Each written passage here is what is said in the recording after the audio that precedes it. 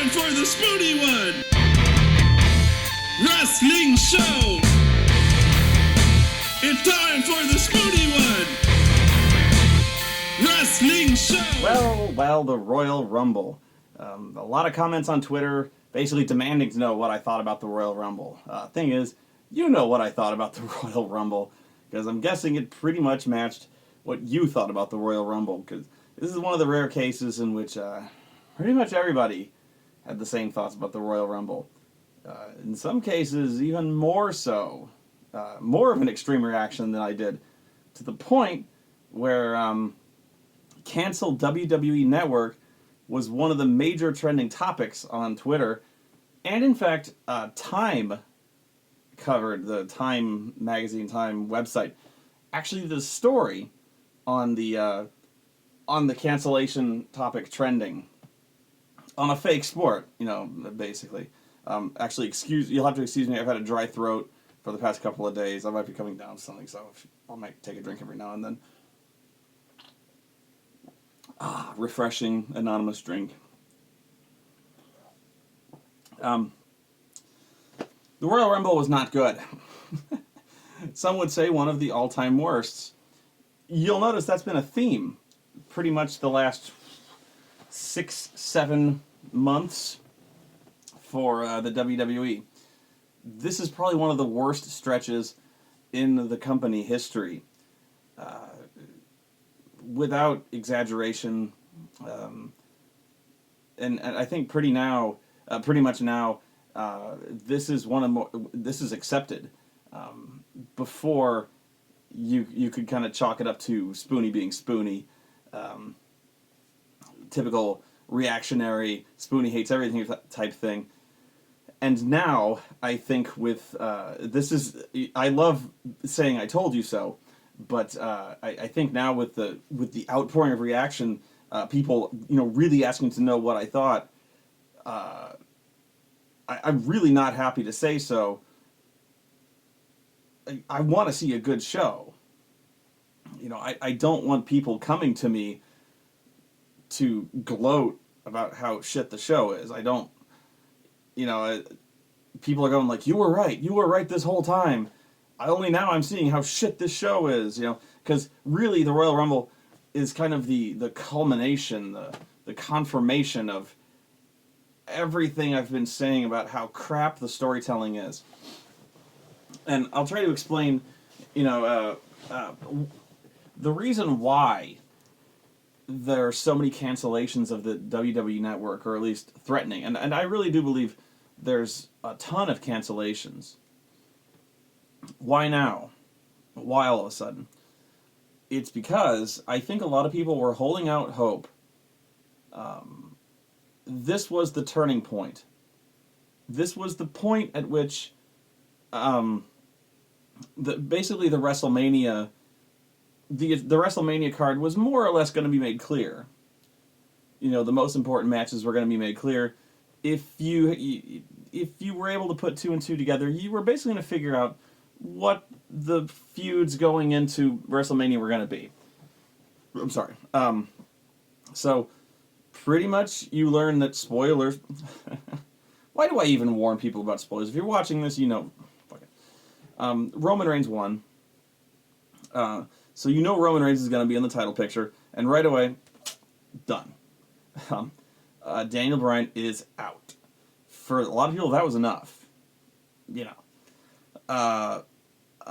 John Cena, it looks like, given the confrontation that he had with, he did not win the title, obviously, but it's looking like, I did not see this, but apparently there was some kind of confrontation, either on the post-show or something, where he had some kind of shoving match with Rusev, but the current prevailing rumor is that he's going to have a match with Rusev, with Rusev.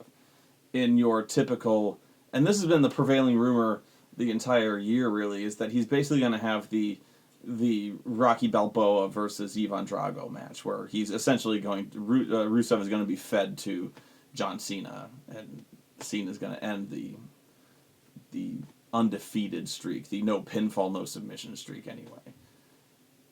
continuing the sadly predictable streak of John Cena's, steamroller career. Nobody can get over. And what else? Bray Wyatt's kind of a weird anomaly right now. Strangely enough, I don't know where they're going with him, although it doesn't matter really because it's nowhere exciting. In the beginning of the Rumble, the crowd actually kind of got excited with some of the new possibilities that were being posed, and then immediately those hopes were dashed. I'll get to that in a second. But right now, excuse me, the most prevailing theories right now are Daniel Bryan versus Bray Wyatt, which actually would probably be a really good match if history is any indicator. But people don't want to see that, obviously. And Bray Wyatt versus The Undertaker, which I do not believe will happen, nor do you want to see that. Trust me. Trust me. So, right away, the show opens with The Miz's versus the Usos. Ugh. Alright, look. Let's get it out of the way right now. This was a surprisingly good match. However, I've been saying this every single pay-per-view. They need to fold the tag team division. They need to retire the tag team belts. There's not enough depth on the roster. They don't have enough tag teams to make this interesting. Here's an interesting little factoid that I heard somewhere, and if it's false, it's erring on the conservative side. The Miz's and the Usos, as in Miz and Damien Mizdow, and the Usos have had matches. Okay, let me start over. Members of the Miz's and the Usos have had matches in some combination over the last 7 weeks 14 times. Actually, strike that. 15 times. So, some members of the Usos and some members of the Miz's have had 15 matches in 7 weeks. 2 matches a week over the last 7 weeks.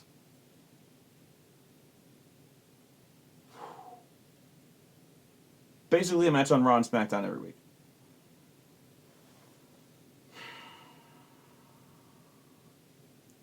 You can't do that. But the thing is, that's been the way that it's been for every tag team feud for the last essentially year and a half, if not more. It's just every time they do a feud, they just transition a new tag team into the opponent's slot against the tag team champions. And then they just do every combination of tag team partner, and then they just keep feuding the tag teams over and over and over again.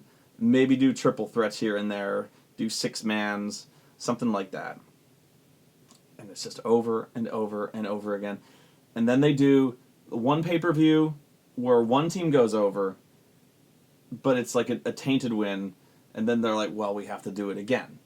But this time the other team goes over, because no team can ever go over. No team can ever be decisively better. Except in the case of the Usos over the Wyatts, because they crushed the Wyatts over and over again. I don't get it. I don't know what the Wyatts ever did, but they had to split them up. Whatever. I'm going around in circles.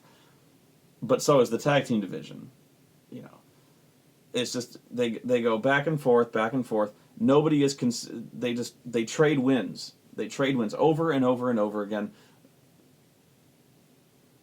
I would figure the win-loss record is essentially even.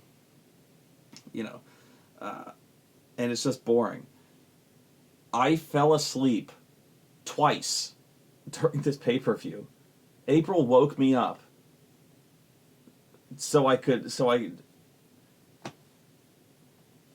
it's true that I don't get much sleep, but I try to stay awake so I can do this job. This pay-per-view was so boring. And it started as soon as the fucking Miz's came out. I was just like, oh Jesus. It was crazy.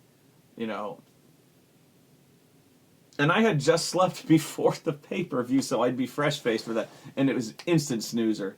And again, I admit, this was a pretty good match. Surprisingly good. But this was also iconic, or, you know, a microcosm of how bad the storytelling is. I'm so sorry. And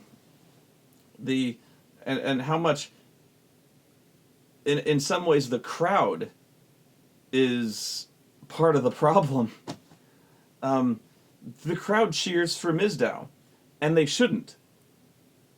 You know, the crowd is demanding Mizdow, and I don't think the crowd knows what they want. In many ways, when it comes to Mizdow, it's kind of like, I know it's kind of like Dolph Ziggler in a bit of a way. You think you want Mizdow, but you don't. You want Mizdow until you actually have gotten him, and then you realize he's just okay. You know, you want Mizdow because you can't have him, and that's actually, they're booking him right in that way, because he's doing that character. You know, Miz is doing the character where he doesn't want to be upstaged, so he tags him in for 10 seconds. You're like, yay, and then he tags out. That's classic, you know. But at some point they have to split up, and hopefully, thank God, they're hopefully going to split them up very, very soon. Unfortunately, once they split up, what then? Okay, you've got Damien Mizdow. What the fuck happens then? He's going to beat The Miz, maybe. Nowadays, with the storytelling as bad as it is, Miz is probably going to beat him. But let's just say Mizdow beats him. Then what? I can pretty much promise you that Mizdow is going to go right back to the bottom of the list and start jobbing to guys like everybody. You know, he's going to be beaten by Dean Ambrose. He's going to be beaten by he's going to go back to looking like a fool. He's going to go to the mid-card hell, so to speak. He's just going to lose to everybody. He's going to go back to being the intellectual savior of the masses, because his babyface character is terrible. You know, all he's got is that silly clown mode. Can you think of anything else he can do once he's free? Because I can't. This gimmick is all he has. And that's sad. And this gimmick is, this gimmick hurts everybody that it's involved with. It makes Miz look like a fool. And he is a fool. It makes no sense. It makes no sense as it is. The commentators look like idiots because they're making it, they think it's cool, and they're telling you it's cool, therefore it is immediately uncool. They're pointing out the plot holes in the angle itself. I think they actually point out, why is Miz the one in the ring all the time? Aren't stunt doubles supposed to be the ones taking all the punishment? So why is Miz... And I know he doesn't want to be upstaged, but that's why he's trying to hog all the spot, trying to hog all the glory and stuff like that, but he doesn't make... Oh, God. Then you have the problem of... I keep going back to this, but this is no less valid. The Usos, who they're trying to put over as the most, basically a tag team dynasty. One of the longest reigning tag teams in the history of the company, who have beaten scores of men. One of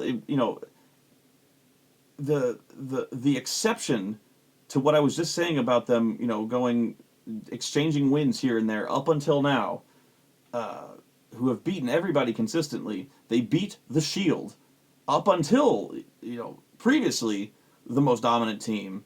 They never should have broken up the Shield, but, they beat the Shield. Nobody could beat the Shield. Now they're being taken to the limit by these fools. Okay?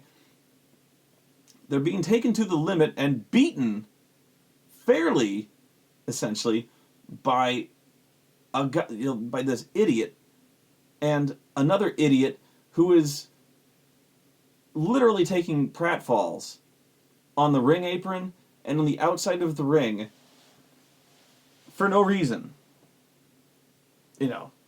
Every time The Miz takes a suplex, he suplexes himself on the outside. Every time Miz takes a hip toss, he hip tosses himself on the outside mat. And these idiots are getting beat by these other idiots now. This makes no sense. Worse, it exposes how fake, we already, of course, know it's fake, but now it just becomes a clown show. Because this, Miz, Sandow is outside of the ring taking bumps for himself on the much more painful outside part of the ring. He's just power bombing himself on the athletic mat outside, which hurts way worse than the mat inside. He's diving off the top rope and superplexing himself and shit like that, howling in agony, all this stuff. I remember he eliminated himself from a battle royal for the United States Championship after Miz, which I would have sworn that he was going to do this in the Royal Rumble. After Miz got eliminated, he would throw himself over. And so, talk about making this a complete joke, making this look entirely fake. So, Miz is taking these moves. He's going, oh shit, that hurt so bad. Then Sandow jumps off the top rope, taking the identical move from an invisible man, going, oh god, that didn't hurt. No, it didn't, and he just leaves. Talk about shitting all over the business. Talk about, breaking kayfabe all over the place. This gimmick is terrible. None of it makes any sense. I hate it. And worse yet, it's going to end pretty soon. Worse yet, thankfully it's going to end pretty soon. But for all this we want Mizdow thing, you're going to get the Mizdow. You get all the Mizdow you ever wanted. And then some. And then you're going to feel pretty foolish. Won't you? Oh. That's... Once again, you're going to come back to me and be like, wow. That angle was pretty cool for a little bit, wasn't it? Sorry. I don't know what to tell you. This is where I was asleep. And I think it was good that I was. It was Paige and Natalya versus the Bellas. I have dim flashes of memory of... I recall Paige being in there very briefly and then not tagging in for the entire rest of the match.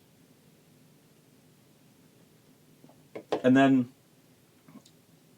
I remember this being just a botch fest, left and right. Natty essentially just barely surviving this, literally barely surviving, as she was just getting botched on all over the place. For some reason, this was a squash match. The Bellas destroyed Natalya, didn't let Paige tag in, and they just beat them clean. I don't understand this. I don't know what Paige did. I don't know if they're being punished or what. This is really weird. This was boring. It was sloppy. I don't know what they're doing with the Bellas. I don't know what they're doing with Natty and Paige. This was wacky.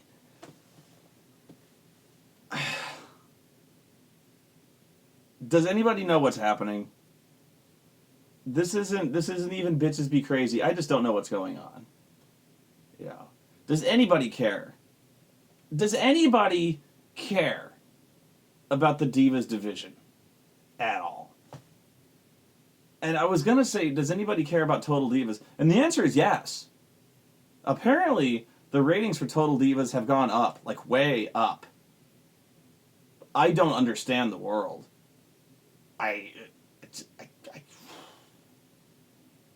You got me, man.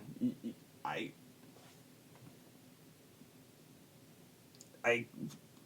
clearly not in the demographic. Clearly, I'm losing my... I don't know. I don't know. But I remember this being a squash match. I remember the only thing I can think of was that she's being punished. Natty did something, because you only get squash like this when you're being punished from management. That you did something wrong. Freaky stuff.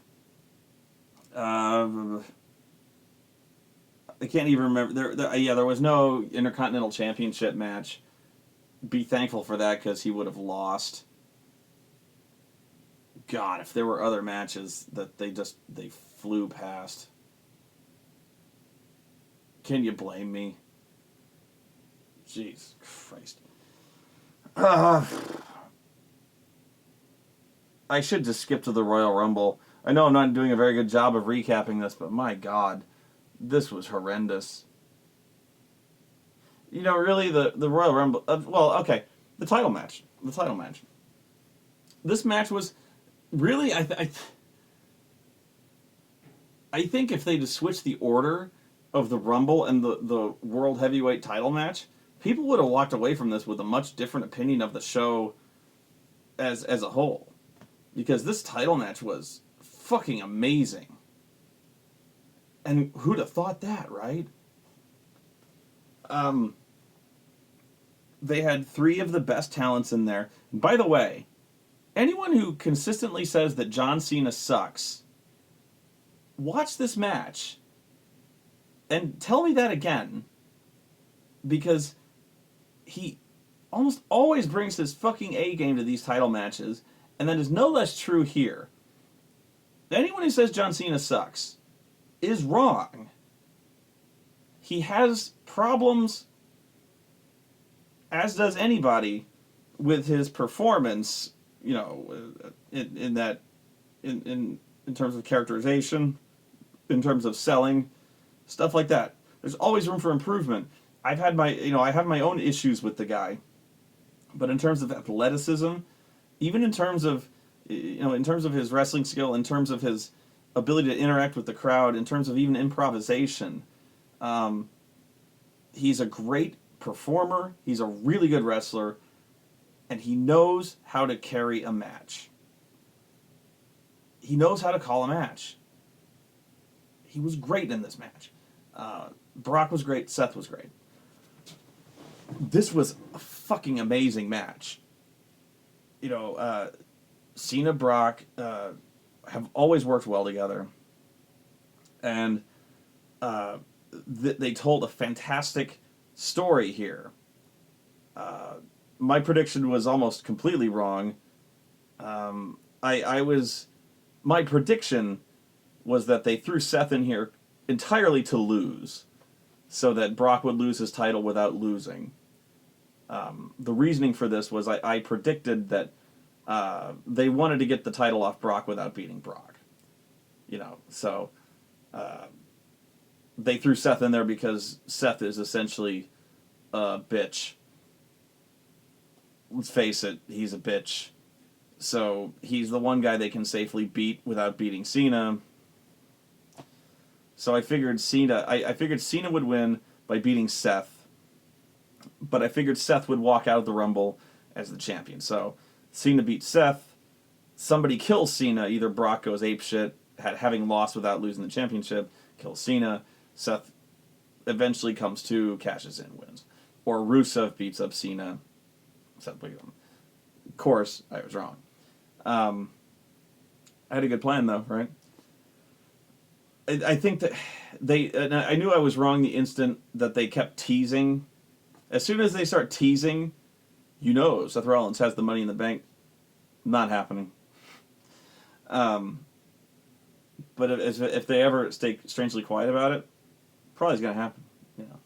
But right off the bat, they're like, the panel of experts, the commentators, they go, well, you know, he's got 2 chances at that title. He's also got the Money in the Bank. I'm like, oh, God. Not happening, is it? But, anyway. The story here, obviously Seth Rollins is the Weasley motherfucker who's always, you know, he's always the guy who, you know, kind of slithers to the back, never gets directly involved, but he's always waiting for that one, you know, he's he's the opportunist. He's never going to go one-on-one with a guy. When he gets beat up, he's always going to kind of roll to the outside, wait for his moment to strike. Cena's always the guy he's going to go after Cena's the good guy. Brock is the unstoppable. And in this case, this was a really cool story. Brock Lesnar is the devil. Actually, Brock Lesnar is the Terminator. Like, he's the Terminator. He kills men. That's what he does. That's all he does. He can't be stopped. He'll find you, and he absolutely will not stop until you are dead. And that was the story of this match. So, it starts off with a pretty traditional format where immediately Seth just fades. He just goes bamf, and he's gone. And you see him kind of lurking outside of the ring. He's like, "Oh, you two go at it. Go ahead." And so Cena's going, okay. So they, him and Brock start fighting. Immediately, Brock starts kicking his ass, with the German suplexes and stuff like that. And Seth, of course, starts picking the bones when he can. But it soon becomes apparent that Brock starts kicking Seth's ass as well. The Stooges come in. They get double German suplexed, which, by the way, I believe he nearly kills fucking Joey Mercury on that one. He almost kills Seth Rollins. There's a weird spot where he's in the corner and he's going to German suplex Seth, and I don't know if there was some kind of cross-up with the way the spot was going to be, but I think he was supposed to do a thing where he's grabbing the ropes to block the suplex. So they're going to do a thing where he tries to lift them. Seth goes he grabs the ropes and like, "No, you can't suplex me." And Brock goes "No." But so after 3 tries, he muscles him up and suplexes him. But instead, Brock starts to lift him. Seth grabs the ropes "No," but Brock doesn't know maybe that he was supposed to not suplex him. There was going to be a spot where he blocks it. So instead, he goes to suplex him. Seth tries to block it, but Brock meets resistance and then just keeps going. He's like, "Ah!" So Seth, he tries to hold onto the ropes, and then he just gets ripped off the ropes. But the problem is, he gets ripped off left arm and then right arm, and then he twists in midair and gets suplexed onto one shoulder. And it looks like if there was ever a good way to fucking tear your rotator cuff or separate your shoulder, I could have sworn that he did it. If he got injured out of that match, that was how. In fact, I'm still wondering if he's hurt. He looked fine. He wrestled fine, but these guys really do work hurt all the time, and they fight through a lot of pain.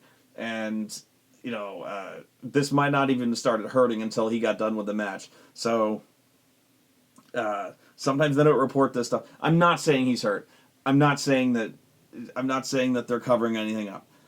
What I'm saying is, I am stunned if he's not hurt. That looked fucking ugly, that suplex he took. That was fucking gross.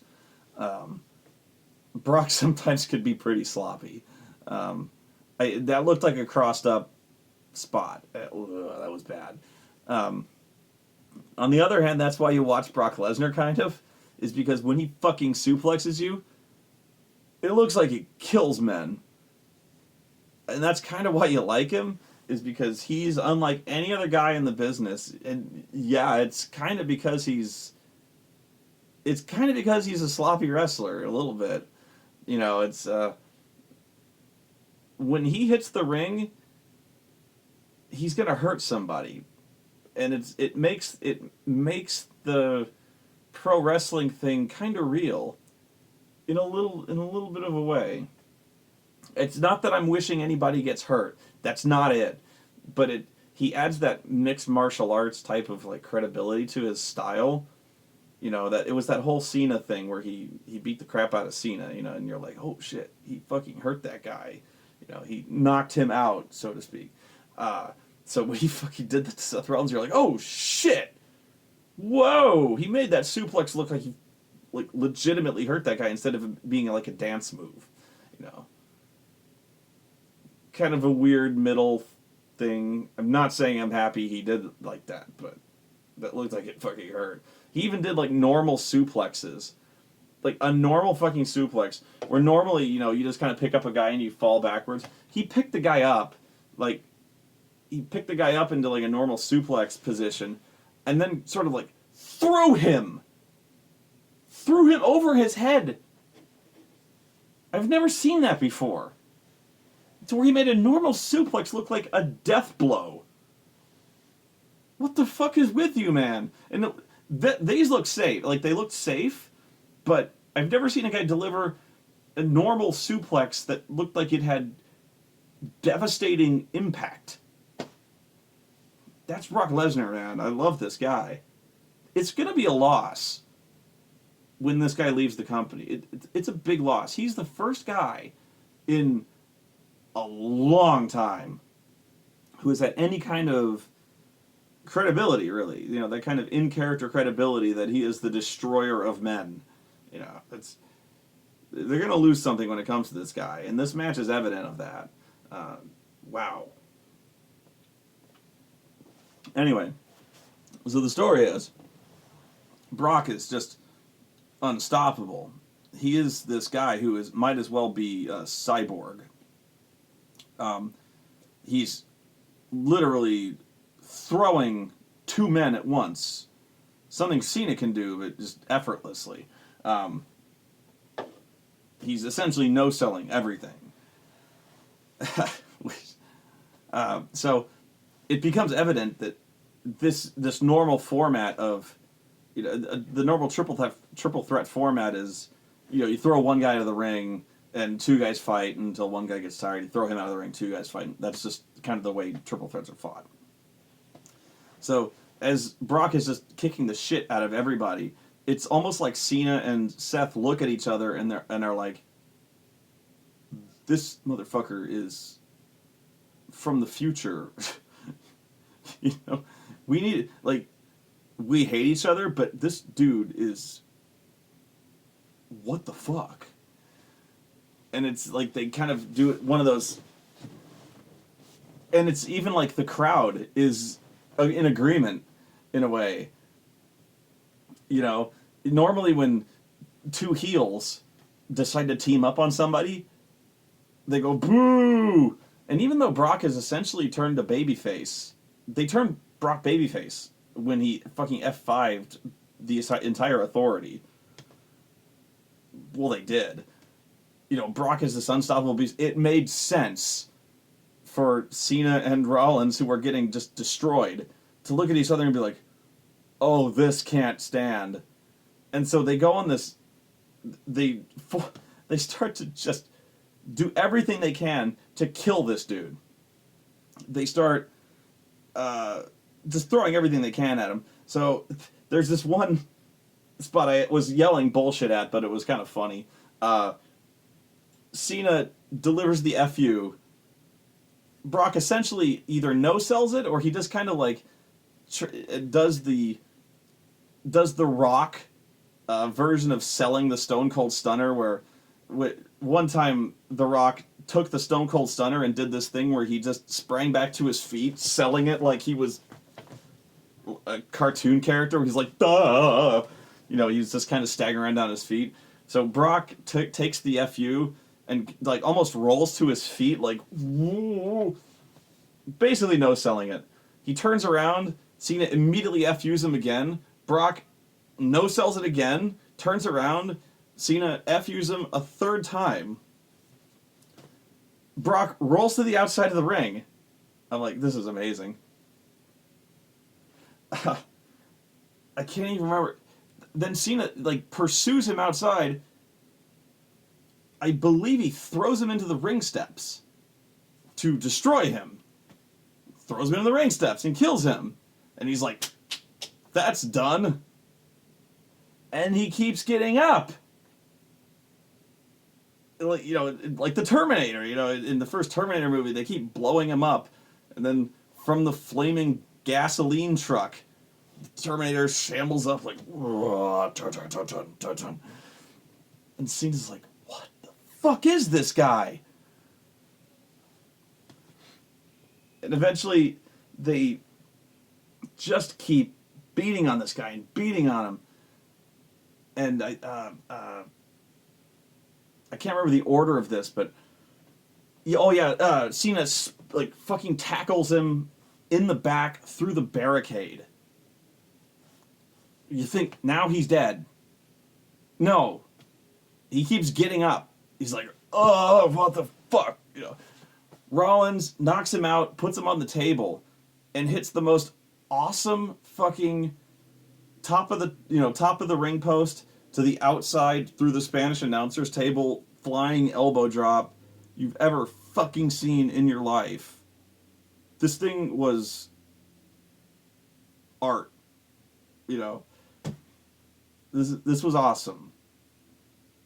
You know, Shawn Michaels did a good one. CM Punk did a sloppy as shit one. CM Punk kept doing the Macho Man Randy Savage elbow drop, or he thought he was. He had the shittiest elbow drop. Yes, I love CM Punk and all that, but man, his elbow drop sucked. Seth Rollins, he didn't do the Macho Man elbow drop, but oh my god, this elbow drop was fucking gorgeous. It looked perfect, and it had to be perfect. So when he put Brock through that table, he finally stopped moving. And the announcers finally did something right. They started selling it like Brock was a dead man. And Brock was essentially selling it like death.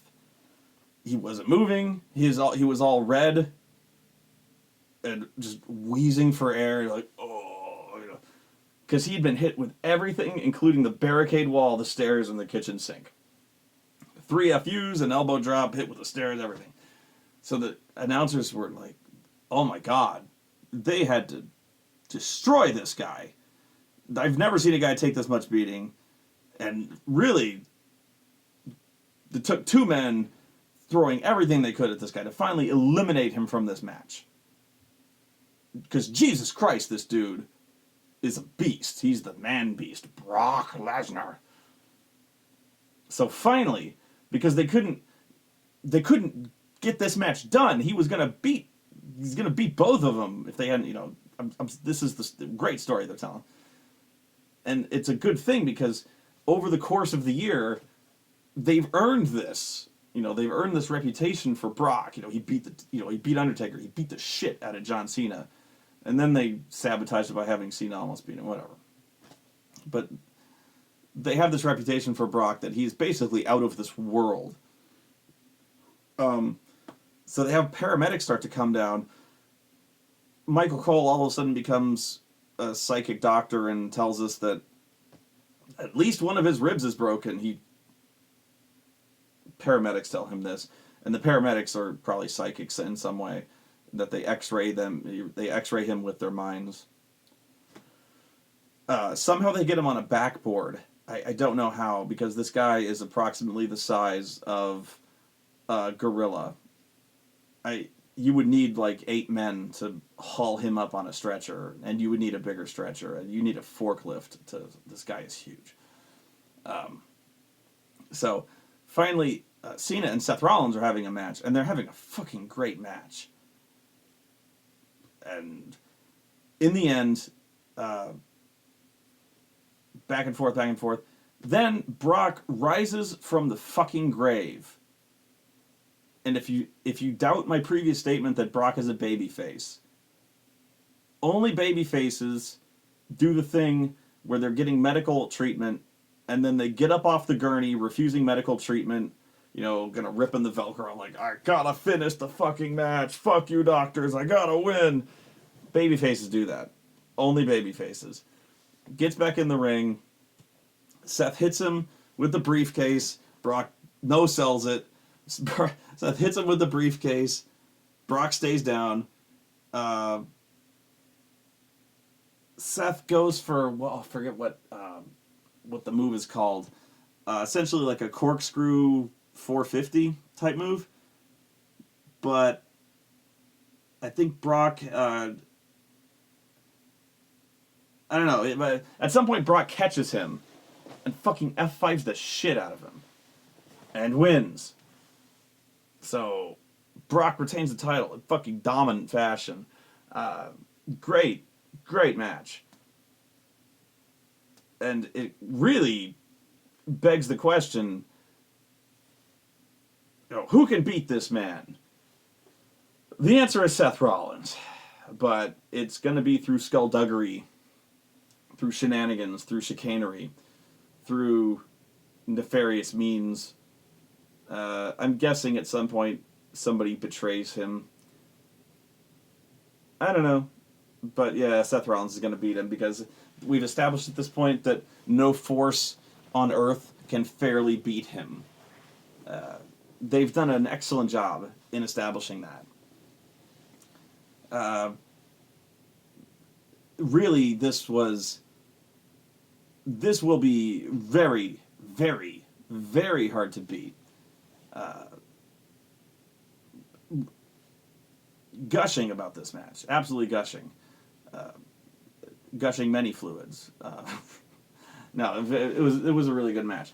And you cannot put all of this on Seth Rollins. You have to put this on all three guys who really, really went above and beyond the call of duty. I'm trying to figure out more things that were worth calling out.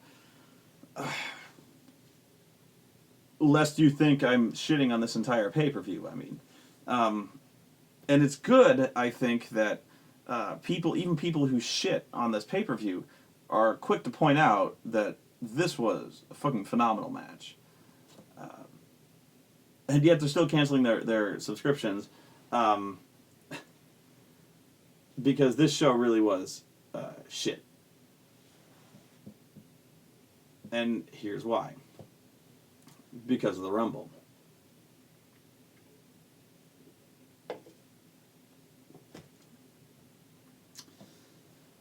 It has to do with the storytelling.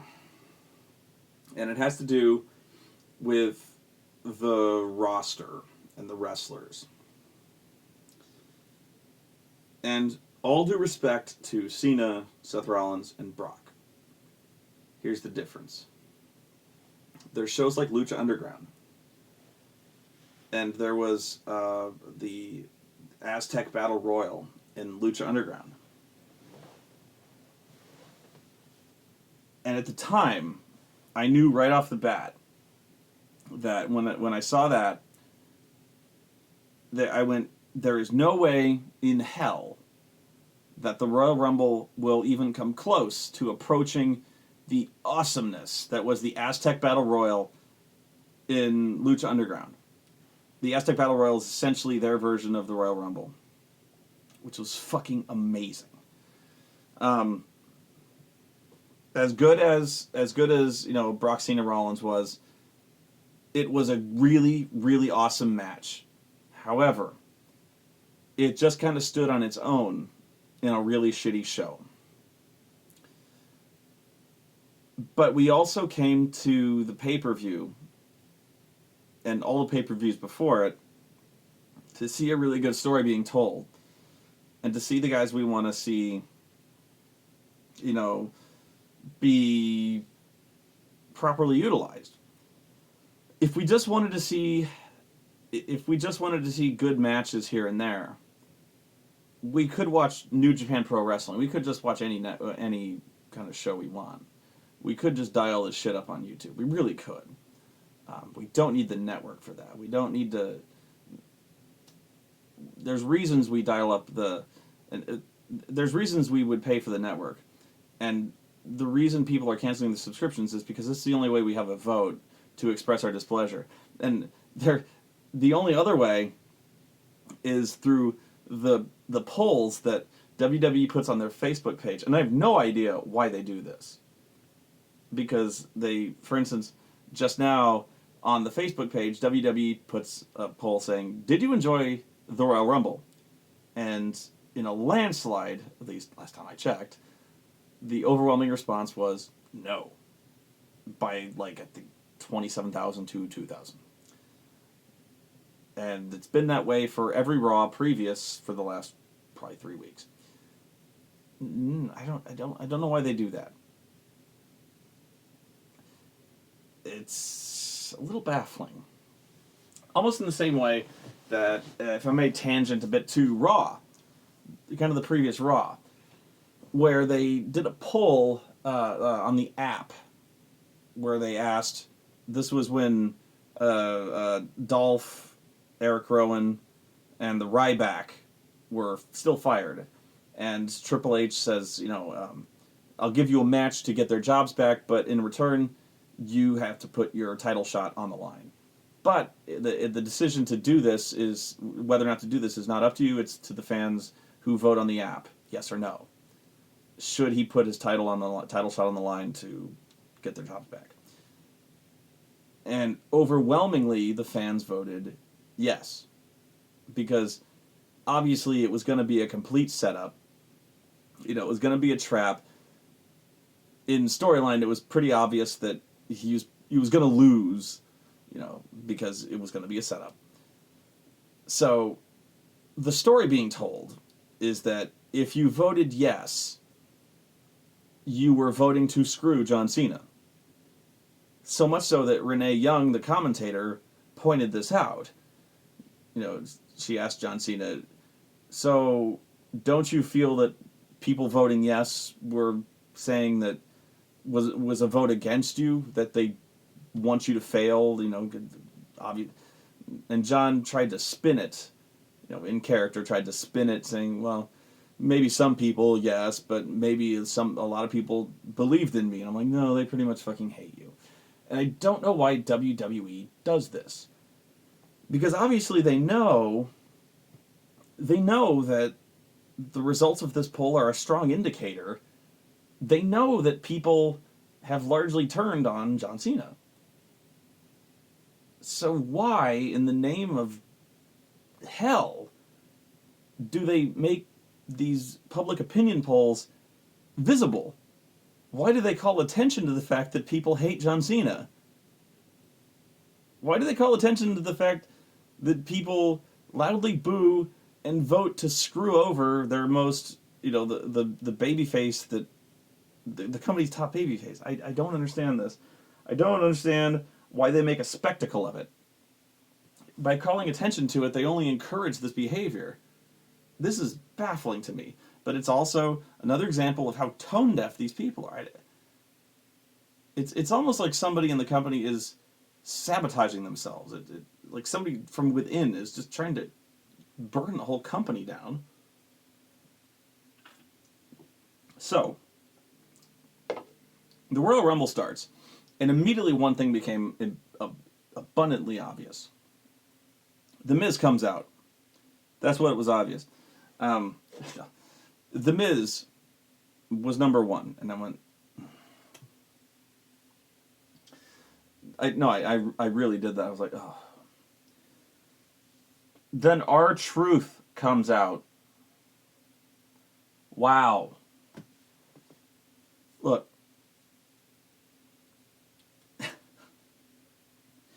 Way to kill your momentum there.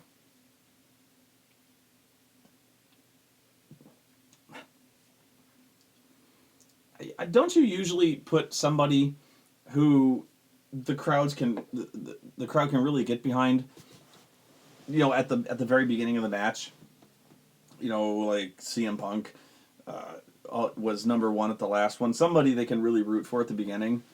I'm not saying it had to be Daniel Bryan. I'm saying somebody very popular that they can root for from number one or number two. Then they put the Miz and R-Truth, and of course R-Truth had to do his entire fucking annoying goddamn rap in the ring. The only way that could have been salvaged, and I was begging, I really thought, and I think everyone thought, that the Miz was going to dump him in the middle of his shitty rap. because he had his back turned to him the whole time, going, "What's up? What's up?" And the Miz just stood there like an idiot, just going. And of course, the bell hadn't rung yet, and I know that's why he didn't do it, but I really wished he'd have thrown his hands out. This was terrible. And then nerd after dweeb after pointless geek came out. And then Bray Wyatt came out.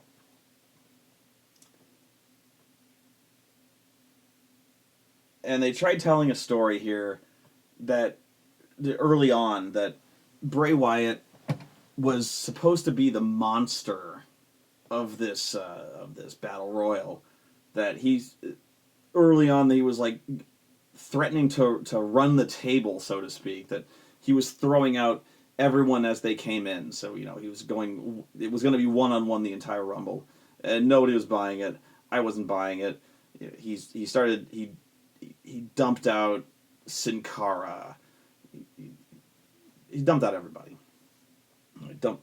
And so he goes in there and cuts a promo. This was the saddest fucking part of the entire Royal Rumble to me.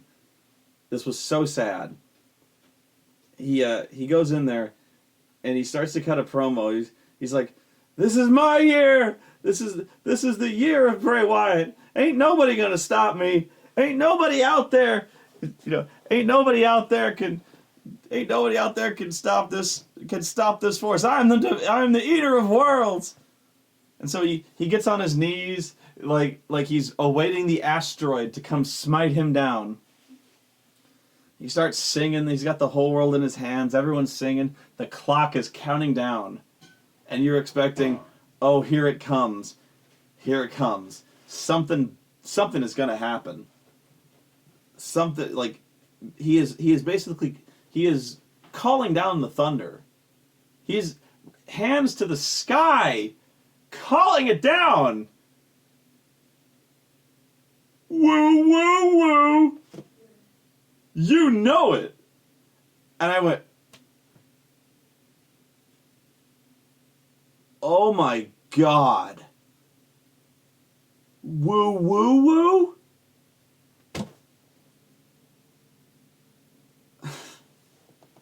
Oh, no.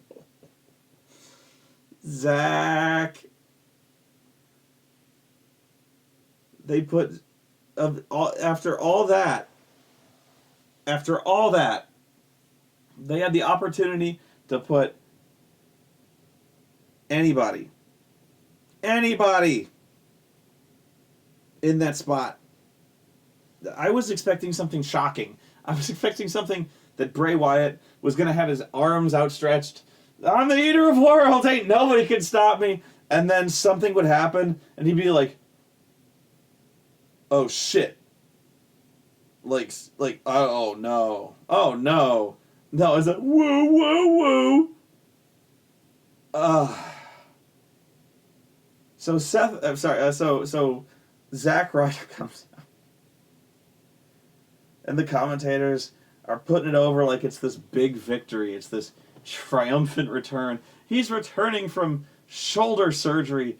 This is his big chance. He gets dumped immediately like a fucking geek. Because he is. Welcome back, Zach. Jesus Christ.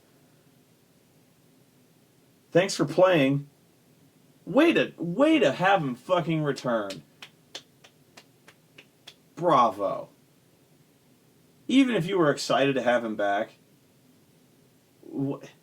well done. Well done to have him come back, all neat and shiny. He's in great shape. He's looking good. He's got this great story. He's come back. He's better than ever. He made his triumphant return here. Oh, and then he's dead. He's gone. Wow, you just fucking crippled his comeback. Thanks a lot. And you can have him lose in the Rumble. You can. You still can have surprising debuts in the Rumble. But wow, what an underwhelming fucking... Oh, wow, that was not the time. That was not... Oh, Jesus. That was the funniest And saddest thing, the funny saddest moment, I was expecting something godlike to occur and said, woo, woo, woo.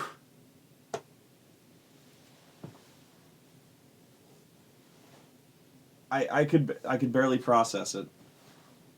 Bubba Ray Dudley, one of the biggest surprises of the night.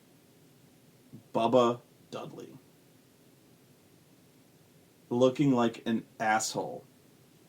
He was still wearing the fucking camo. He was still wearing the fucking taped glasses. He looked like an idiot. He looked like a goddamn idiot. Do they think we're stupid? Yes, they do. You know, everyone fucking knows, everyone knows that he wrestled other places, that he wasn't always Bubba fucking Dudley, that he didn't always look like that. You don't have to call it, you can't call him Bully Ray, obviously. You can call him Bubba Dudley, but you don't have to dress him in the fucking glasses. We're not stupid. Why don't you have him come back and fucking stutter for a while? How about that? It's so fucking dumb. The worst part is R-Truth is there, and he does the get the tables gimmick with R-Truth. And you knew immediately that Devon wasn't there. And it was even worse because the only reason he did the get the tables thing with Truth is because he was the nearest black guy. Wow.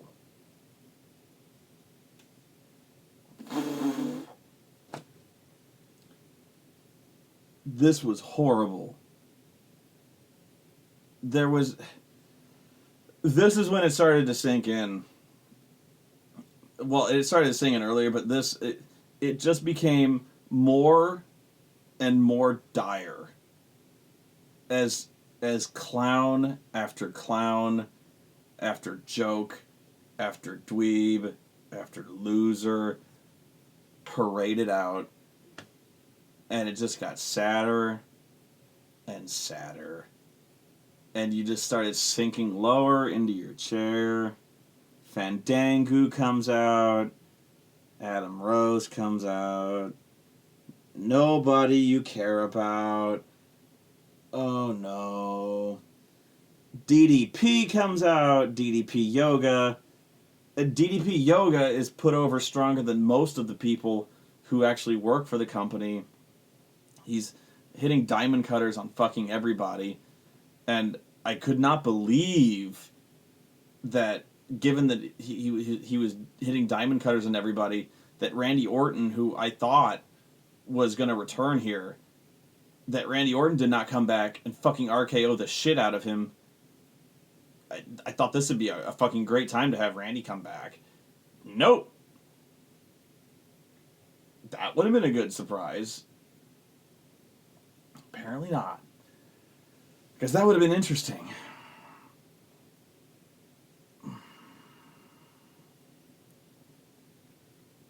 Kofi, Big E, Curtis Axel. And honestly, looking back on it, Curtis Axel would not have been a bad choice to win this thing. I'm trying to think. And then Daniel Bryan. You know what? I'll come back to this. As this went on, I realized one of the main problems. I knew this before, but this is probably where it became obvious to you. Even if you didn't know how to articulate it, your brain did. You realized at that moment how sad and how weak and how pathetic and how uncredible, how the lack of credibility, the lack of depth in the WWE roster.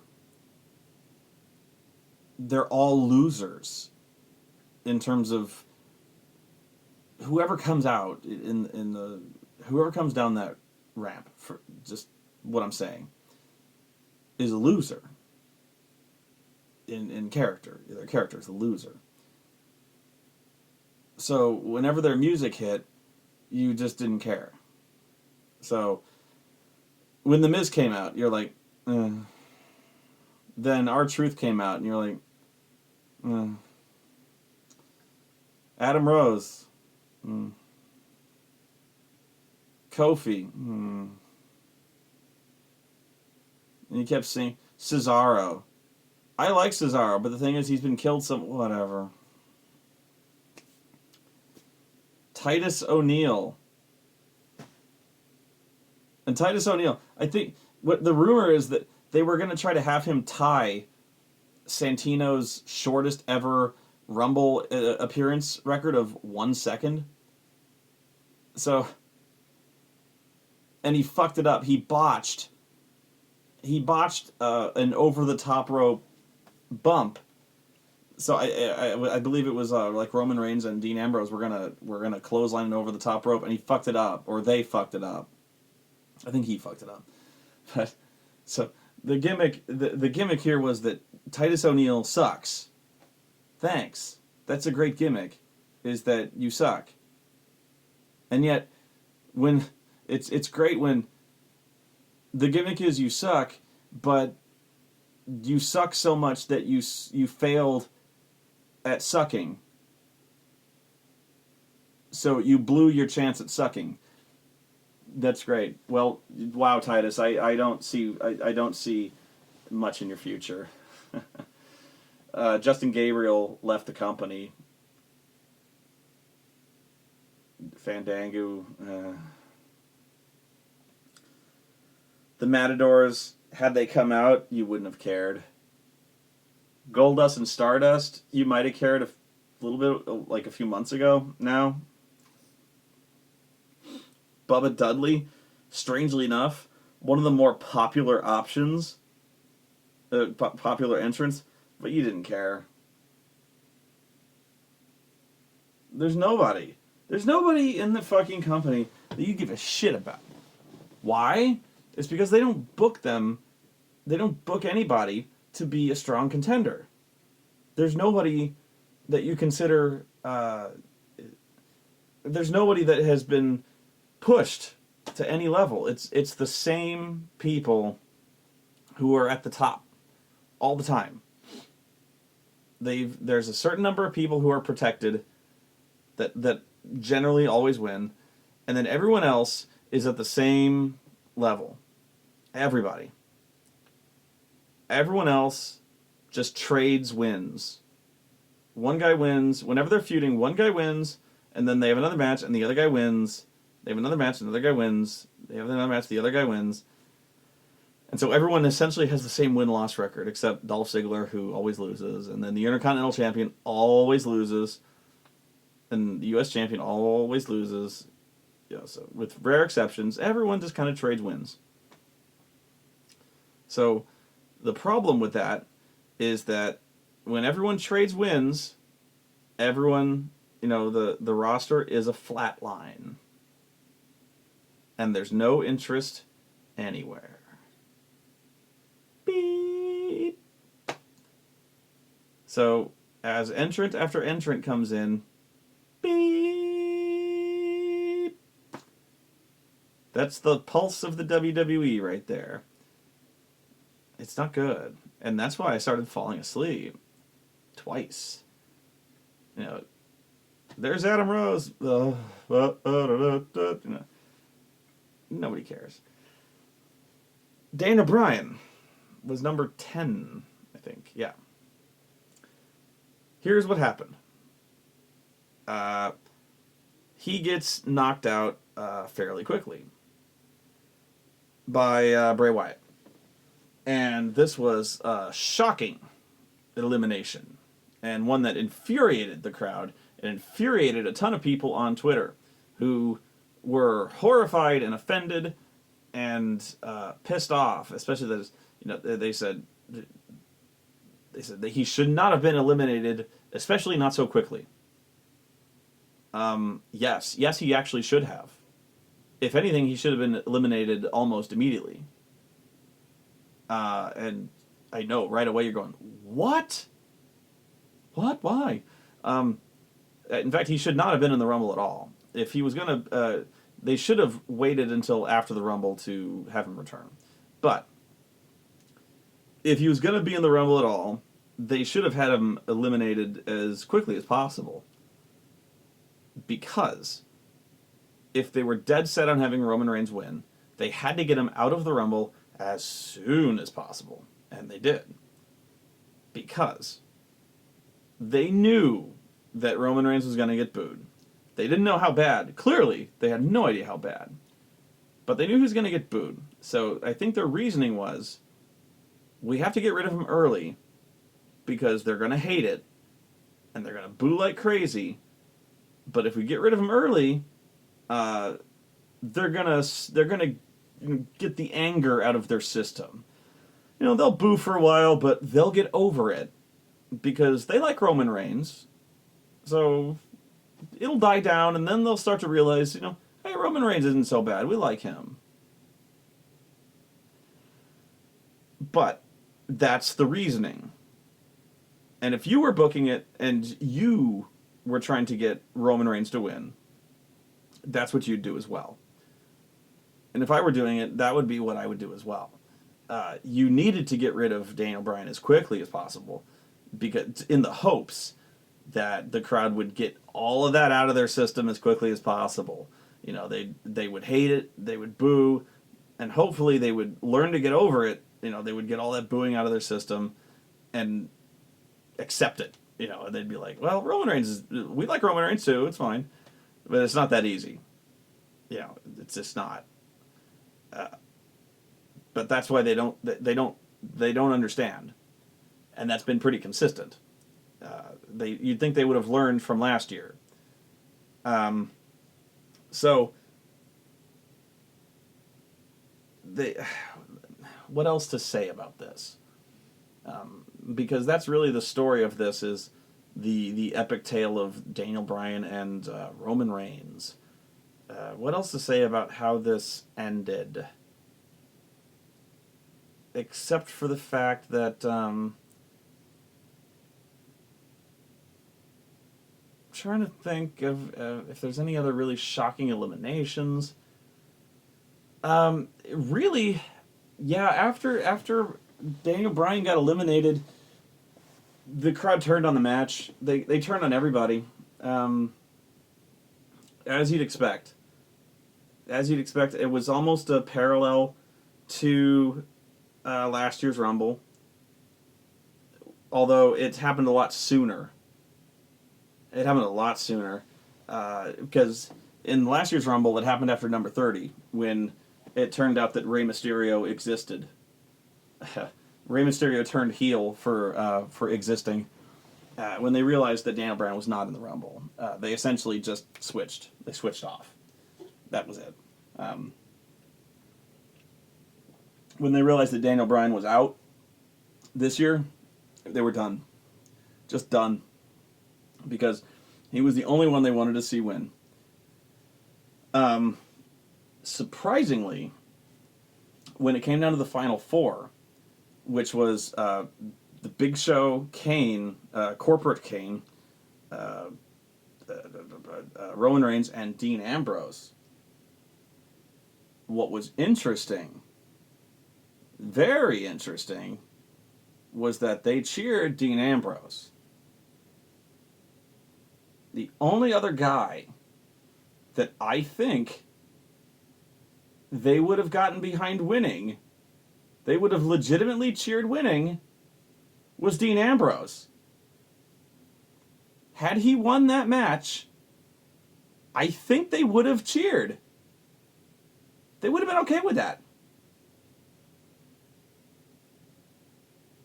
Do you agree? If you go back and listen, they give him a pretty good cheer when it turns out that he's one of the Final Four and he starts to kind of rally. So, of course, they throw him out first. Of course. You knew that was going to... You knew. You know, you knew. And that's that's the problem is you knew who was winning. You knew who was winning going into it because everyone knew. Absolutely everyone knew. And that's why everyone started booing as soon as Daniel Bryan got eliminated. Not because Daniel Bryan got eliminated, sort of, but you knew he would. You always knew he would be eliminated. And as soon as he did, it confirmed it confirmed everything. It confirmed you're like, oh God, I knew it. You went, yeah, I knew it. I know who's gonna win now. And you were hoping you were wrong, but you weren't. So Roman Reigns wins, and they went to Plan B, or this may have been Plan A. You know, they're beating up Roman Reigns, and The Rock comes out, who I believe is Roman Reigns' cousin. So The Rock comes out and clears house and raises Roman Reigns' hand in victory. Boo! You know it's bad when they boo the most electrifying man in sports and entertainment. You know it's bad. And I think what'll be the most enduring picture of the year, whereas last year, the enduring picture was, the most enduring picture was shocked Undertaker guy, the shocked black Undertaker guy. Like, I can't even do the face. This one very well could be bewildered Rock face, where he's raising Roman's hand and he's like the booing immediately begins and he's like he's looking around going like, what the fuck? Like, this was, what the fuck are you, this was not supposed to happen. What? You're, what? Like, I'm the Rock. What the fuck? Yeah, bad times. And what obviously the first thing you have to remember is this is not Roman Reigns' fault at all. Where this started was they gave him horrible promos.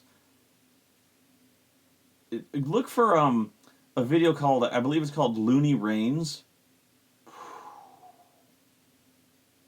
Oh my God. Those are the promos they gave him. Stuff about how he's Superman, how there's a beanstalk and he climbed a beanstalk and there's a big show and he Sufferin succotash. And it's clear that they're not letting Roman Reigns be Roman Reigns. They're writing his promos and they're trying to make him into John Cena. Yeah, and wow. Wow. And John Cena is bad enough. There's John Cena had a line just last week where I don't even know how he did it, but he somehow like he said something about how Triple H and Stephanie had taken the business and set it on fire and turned it into ash. And then he somehow turned that into calling them a pair of ash holes.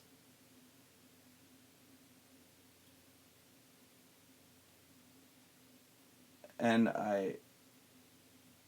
it was so bad. It was like it staggered me, like it made me physically stagger back, and I was like, oh, somebody wrote that. Somebody got paid to write that. Whoa. That same person is writing Roman Reigns' promos.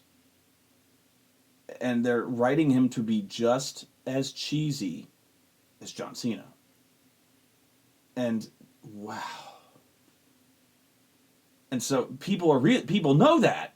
People realize that, and it's not that Roman Reigns is delivering them poorly. Nobody could deliver those promos well. Not even John Cena. And that's why people are turning... That's one of many reasons people are turning on John Cena. Is that these promos suck. And part of the reason is he's delivering them poorly. But the promos suck. I may have said this before, and not everything was better in the old days. That's not what I'm saying. But you go back and you look at the personalities in the old days. You could not have personalities like the Nature Boy Ric Flair, and I always go back to the Macho Man Randy Savage, one of my favorite promos of all time. You could never have guys like that today, because they would script them. You could never have the Nature Boy, never have the Macho Man saying lines like, "You're a couple of ash holes." You imagine that? You imagine scripting Ox Baker with the fucking heart punch? Obviously, you can never talk about those Japs, but too bad I've died from this heart punch. You know, because back in the day, you might have given them bullet points. I doubt they did even that. You let them be themselves. And that's it. You let them come up with who they are, and you let them go. And yeah, sometimes they embarrass the shit out of themselves. In fact, a lot of times. Booker T, he did that, Hulk Hogan, we come for you! A lot of the most infamous, shitty promos in the world came from that. But you got the Macho Man. You got the $1 Million Man. You got Dusty Rhodes. You got so many great promos out of that. You got Terry Funk. Some of the most rambling, incoherent dickheads ever to come out of wrestling. But man, you wouldn't trade them for the world. If you scripted them, wow, you strip them of all identity. And if you just let Roman Reigns be Roman Reigns, who knows, man? Who knows who knows what they could become? But you'll never know. You'll never know now because you write lines like "Sufferin, succotash, son."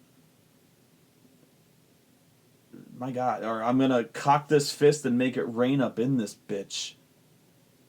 What the fuck does that mean? And that's why that's one of the reasons why people are turning on Roman Reigns. It's because he sucks. And he doesn't suck because he doesn't suck, but he sucks because they write his promos and he sucks delivering them, but anybody would. They don't let him be Roman Reigns. They're letting him be John Cena. And we don't want John Cena number 2. One of my favorite promos from Randy Savage is honestly this fucking weird promo where he has a bottle of coffee creamer. A little cup of coffee creamer. Where he's like, the cream will rise to the top. Oh yeah, cream. No, I'm the cream of the coffee, and the cream will rise to the top. Yeah. He's got a little cup of coffee creamer. And out of that, he delivers a classic fucking promo about how he's the best, because he's the champion, I think. I don't really remember much about it, but it's one of my favorites. And here's why. Because I'm almost certain. I don't know much about the circumstances behind it, and I'm pretty much making up the entire story when I say this. But just bear with me. I'm almost certain that they went up to before they shot this interview.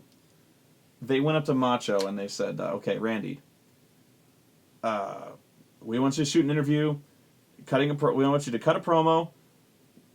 Talk about how the match you're gonna have. Talk about how you're the champion, and you've got 2 minutes." And that's it. That's all they said. And Randy had nothing. He had nothing prepared. He had nothing to say, and he had really no inspiration. He's like, oh no, I got nothing. No.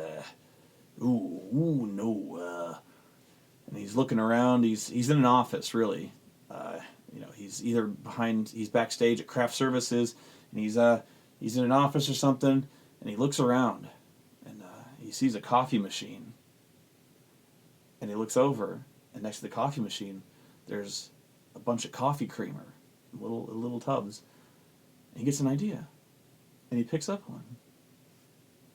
He gets an idea, and he cuts a promo about a little tub of coffee creamer. And I bet that's where the promo came from. Cream will rise to the top. I have no idea if that story I just told is true. Maybe he always had that planned, you know. I made that whole thing up. No idea if it's true, but I like to think that, you know, because it seems like it was improv. It seems like they just said, like, Macho, you got 2 minutes, go. He looked, oh geez, I got nothing there, you know. Boop. And just like that, I bet he could have done that. I bet he did that. Because he's the Macho Man, you know. Because back then, guys were allowed to cut promos off the top of their head, and they could do that. And that's why he was one of the best, you know. And nowadays, they're all scripted to the word, down to the fucking word. I doubt nowadays any one of those guys could do that. And yet, on those reality shows like Tough Enough or whatever, you know, they tell them to, all right, son, you know, let me hear you cut a promo on the other guy. And they expect them to improv a promo, and they suck. And I'm like, well, what do you expect? You know, who cares? Who cares if they can cut a promo? Because they'll never be expected to improv a promo. You're going to script everything they fucking say anyway. I don't know. So yeah, I am probably entirely wrong about the Macho Man. You're probably going to tell me that, you know, oh my God, they had cue cards. Anyway, yeah, you think a second of the Nature Boy was fucking scripted? Hell no. Nowadays, still no. I doubt. I think if they handed Ric Flair a script, he would tear it in half and elbow drop it. Which is probably why they don't have Nature Boy on camera that much. But Roman Reigns. Hey, that was a tangent worth going on.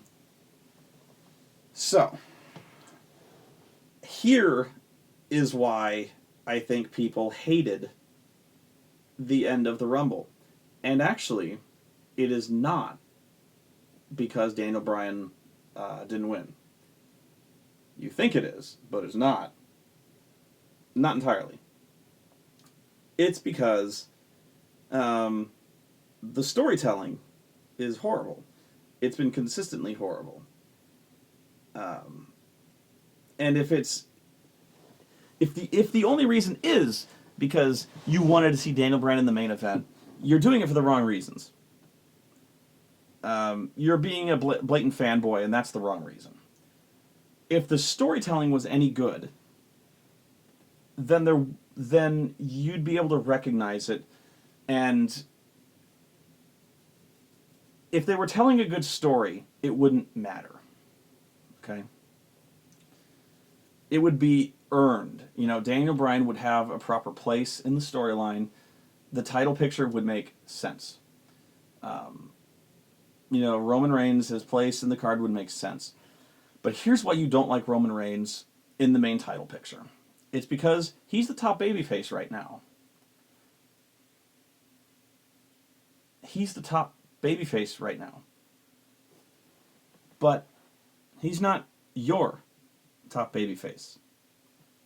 Daniel Bryan is. Now, the top babyface is... How to explain it? Okay. You're being manipulated and you know it. Okay? And the top babyface of the company is the one who obviously is getting the biggest push. He's the one who's protected. He's the guy who's getting the Hulk Hogan type of treatment, you know, where he's obviously the guy who is being, the company is getting, the future is built towards this guy, you know. And maybe it wasn't always as obvious. Maybe it was, maybe it wasn't. I was a kid back then when it came to Hogan. Maybe it was really obvious back then, maybe it wasn't. I don't know. But when it comes to Roman Reigns, it could not be more obvious who they have chosen as the next guy. You know it, and I know it, and everyone watching this knows it. And that's the problem. He's been chosen for you, whether you like it or not.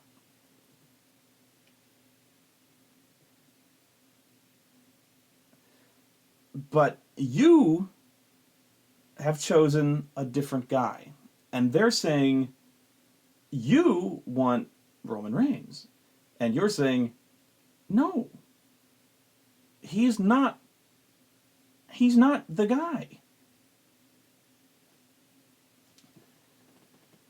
That's the problem. You're saying he's not the guy we want to, kind of lead the stories into the future. And this is the sort of thing that you can tell this decision was made really early on. These stories have been leading to this for a long time. And you feel manipulated. And you have been. All this stuff, the breakup of the Shield, all this stuff. The Batista thing. It was really clear as soon as Batista entered the Rumble that the writing was on the wall. He was going to win. You knew it. And it was way, way too obvious. And obvious is not necessarily always a bad thing, but you knew what was going to happen, and you knew that your opinion didn't matter. Your choices didn't matter. And that was the really, really bad part.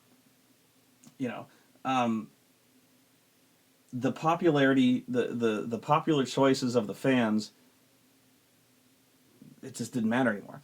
Now, with John Cena, he was the kind of chosen one of the company, but it worked out. Because he was just the right guy, who really, it worked out for them. Maybe they got lucky, but he appealed to the right, he was the right guy, Everything came together. But sometimes it just doesn't come together. And in this case, people recognized right off the bat they were being manipulated. And they've rejected it. So I don't know if I don't know if I'm rambling, definitely, but it's kind of one of those things that may be hard to explain. It's a thing where I think even they know it, and they don't know how to deal with it. They know that Daniel Bryan is supposed to be the top babyface. They know that you like Daniel Bryan more than Roman Reigns and John Cena and all of them. But they think maybe that you don't know what you want. And to a degree, I've been telling you that some of the guys that you think you want, you don't want. So, in some ways, they might be right. And in some ways, I think I might be right. And, so in some cases, they're right. And so, in some cases, you don't know what you want, I think. But, in many ways, they are so completely tone deaf. And in this case, when it comes to the top babyface, I think they can change your mind just by repetition or browbeating you into submission. They can't change you. And the more they try, the more you're going to rebel. And the last thing they need from you is rebellion. Because what you do is you cancel subscriptions. You stop watching. Because then they start telling you what you want. You get Vince McMahon on stage yelling, come on, have some fun, damn it. That's not what you do.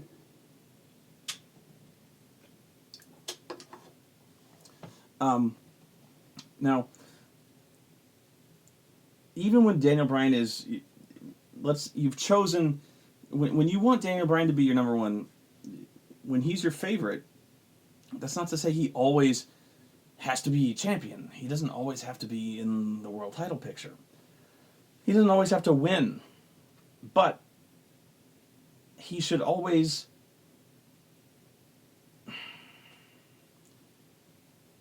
he shouldn't be treated like an afterthought. It always seems like he always seems like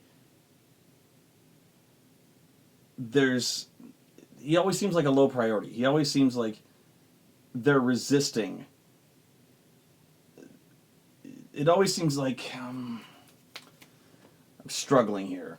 It seems like they're struggling, but it just seems like they have something they want to do. And of course they do. Digging a hole here. They have a very clear idea of what they want to do.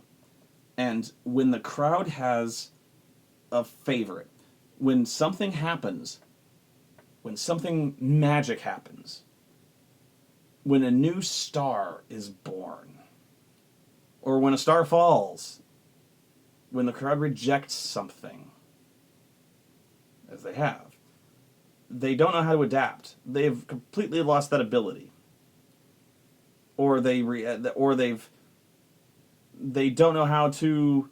They don't know how to exploit it. For instance, they don't even know how to recognize when it's happened. Example of that is Fandango. There was that one example of when the crowd was completely hijacking that one Raw, and there was a match between Sheamus and Randy Orton. The crowd did not give a single fuck. And they started just singing Fandango's music, and da da da da da, and they weren't paying attention.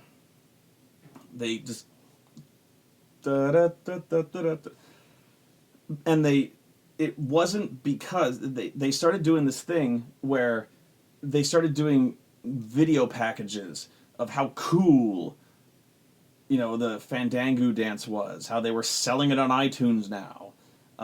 That Michael Cole was laughing his ha ha ha ha, oh, it's so cool, and it ceased immediately being cool. But what they failed to realize is that people weren't doing it because the Fandango song was cool. They were doing it because it was completely uncool, and they were demonstrating that they didn't give a shit. That they would literally be rather doing anything else than watch the same fucking match again. That they wanted to see the guys they wanted to see instead of these fuckers again. They would rather sing that fucker Fandango song and stick their fingers in the air. And they thought it was because they really liked Fandango. That's what I mean.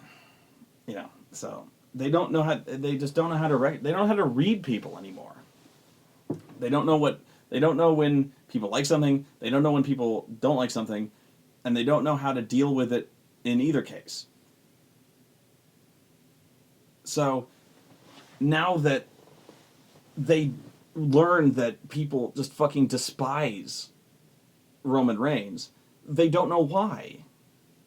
They don't know why. It's because, for many reasons, one of which is because we know that they're forcing him down our throats. And we recognize this. And even if we like him, and we do, but we don't like what they're doing with him. We don't like that we don't like that they're changing who he is. If we don't like that they're pushing him before he's ready. We don't like that they're pushing him at the expense of, Daniel Bryan. We don't like that they're doing the wrong thing with him. We don't like that, we don't like that they broke up the Shield to push a guy before he's ready. There's so many things we don't like.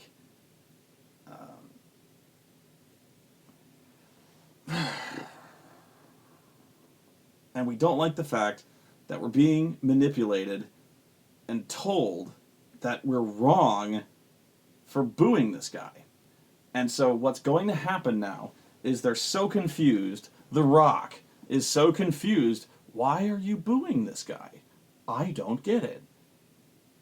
And they're going to misinterpret why. The finger pointing is going to begin. But the finger pointing is not going to be internally. And I do wonder who it's going to be towards. Is it going to be towards Roman Reigns? Is it going to be towards you? Is it going to be towards the Philadelphia crowd?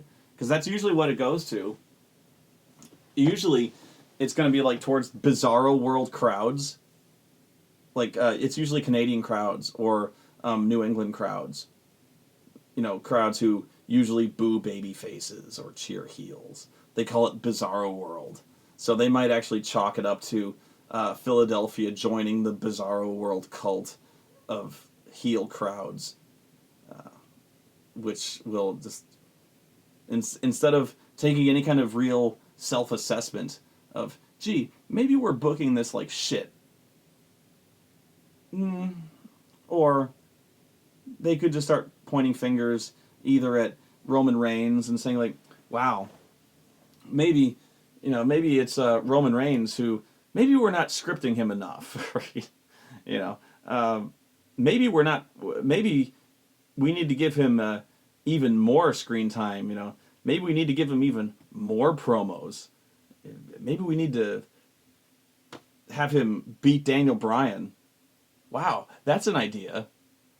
Maybe he isn't credible enough. Maybe they don't really believe that he was deserving of winning the Royal Rumble. I know, maybe if he beat a former world champion like Daniel Bryan, then people would like him. That's how they would think. I don't know what to tell you. But when it comes to Daniel Bryan,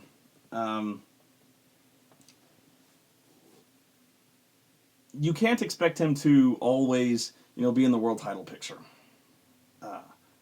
That's kind of being a fanboy. And I don't know if it was realistic to expect him to win the Rumble in this case. I was not thinking that would be the case here. I don't know. I actually did not have a pick in this case because I really had no faith. They could have gone a lot of ways here. I honestly, if you forced me to pick, I would have said Roman Reigns. And honestly, I had a random, I rolled randomly. I had 19, so I had Roman Reigns randomly. So I win my completely pointless, no prize, no skill involved random pick. So yeah, randomly I won. So it was pretty cool. Oh God. I don't blame you if you want to cancel the network. I don't. I reached that point long ago. Why do I still have it? This will make you laugh. It was a holiday gift. And hey, I'm grateful. It allows me to keep doing the show. I still have fun doing it. I like talking about this with you, and the fact that people are still the fact that people are still asking for it, that's really cool. The fact that people still want to hear what I have to say about it, that's really cool. And so, I had really given up hope about wrestling in general, about talking about it. So hearing the positive feedback, I probably would have got it again anyway based on that. So that's why I've continued to cover it. That's really cool news. I don't know if I've explained adequately why people have turned on Roman Reigns, but there's a lot of reasons in terms of like poor storytelling and how I think it's a lot of very subtle ways in how it's insulting and how I think the WWE has treated its audience in almost a dictatorial fashion in terms of writing. You know, well, you don't know what you want. We'll tell you. This goes beyond like Mizdow. This goes way beyond that because we're dealing on something with a much larger scope, much larger scale of time. We're dealing with the next guy. You know, we're dealing with the guy who inherits the John Cena throne, supposedly. These are the stakes we're dealing with, apparently. So I don't know, and so I think that's another reason why people are kind of rebelling against this. Is we're looking at Roman Reigns and going, oh, we're looking at Sufferin Succotash son, and going, wow, no. You got to do better than that. Way better. This is not good. This is so not good. This was a very bad pay-per-view special event. This was a parade of losers and clowns and complete jokes with no credibility, pretending to fight very poorly. And it was punctuated with one of the best world title matches that I have seen in a very long time. If you're going to watch this, skip right to the title match, watch that, and shut it off. And you'll be very happy. Except for the fact that you know that Roman Reigns wins. How do they deal with this from here? I don't know. I think the only way out of this is you have to have, well, I don't know. I was predicting that from the beginning, I figured Seth Rollins rolls into WrestleMania as champion after cashing in Money in the Bank. Now I don't know. Really, to me, the only way out of this is you turn Roman Reigns heel, much like they did Batista. Really, I mean, they're not going to do this, but this is almost carbon copy, identical to Batista, because they turned Batista heel instantly. Had to. They've completely turned on Roman Reigns. I don't know how you save this guy. I knew this would happen. I told you this would happen. If I told you they'd put Daniel Bryan in the Rumble, they will destroy Roman Reigns. And they did. He had no chance. None. So I don't know how they save this guy. I would like to say I'd like to say they have something in it. They don't. They don't have any idea.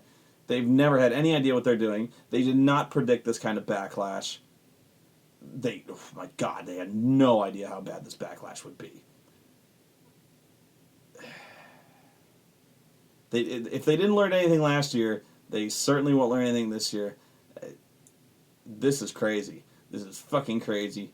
And the only way I think they'll know, the only way they know how to get out of this is to turn Roman Reigns heel and either turn Seth Rollins babyface or just keep it Brock and